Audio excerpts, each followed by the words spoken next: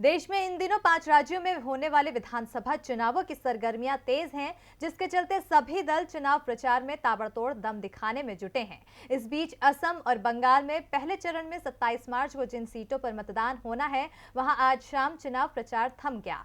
तो आखिर चुनाव प्रचार में आज दिन भर क्या कुछ रहा खास, देखिए रिपोर्ट। हर राजनीतिक दल के नेताओं की नजर इन दिनों पश्चिम बंगाल और असम की जनता पर टिकी हुई है। इसके चलते प्रधानमंत्री मोदी से लेकर कांग्रेस नेता राहुल गांधी और प्रियंका गांधी तक अलग अलग जाकर चुनाव प्रचार कर रहे हैं।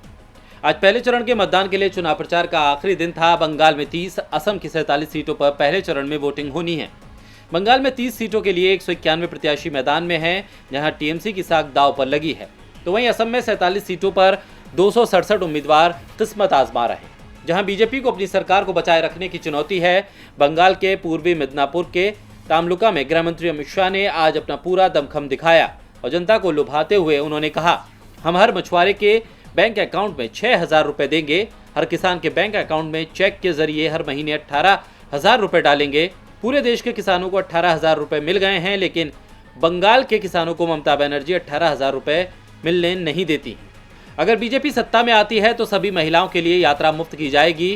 केजी से पीजी तक बीजेपी महिलाओं को मुफ्त शिक्षा देगी। जहां गृह मंत्री अमित शाह महिलाओं को मुफ्त शिक्षा और यात्रा का लोभ दे रहे हैं, तो वहीं मुख्यमंत्री ममता बनर्जी भी 24 परगना की जनता को लुभाने के साथ साथ बीजेपी पर निशाना साधने में लगी थी। उन्होंने प्रधानमंत्री मोदी पर सवाल दागते हुए कहा कि प्रधानमंत्री मोदी पहले बताएं कि पीएम केयर फंड का पैसा कहाँ है, क्या मैंने पैसा खाया? इसी के साथ ही ममता बनर्जी ने ऐलान किया कि फिर से उनकी सरकार बनने पर सुंदरबन को नया जिला बनाया जाएगा। हम विकास में विश्वास करते हैं। वहीं दूसरी ओर असम में भी आज पूरा दिन हलचल बनी रही। आपको बता दें कि असम के पहले चरण में 47 सीटों पर वोटिंग होनी है। इसके बाद इस बार विपक्ष एकजुट होकर चुनाव मैदान में किस्मत आजमा रहा है।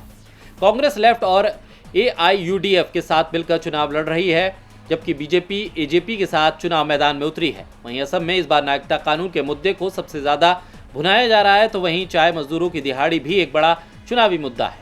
ऐसे में बीजेपी के सामने अपने पुराने नतीजे दोहराने की चुनौती है, तो कांग्रेस गठबंधन को सत्ता विरोधी लहर में अपना राजनीतिक फायदा नजर आ रहा है। DB लाइव की रिपोर्ट।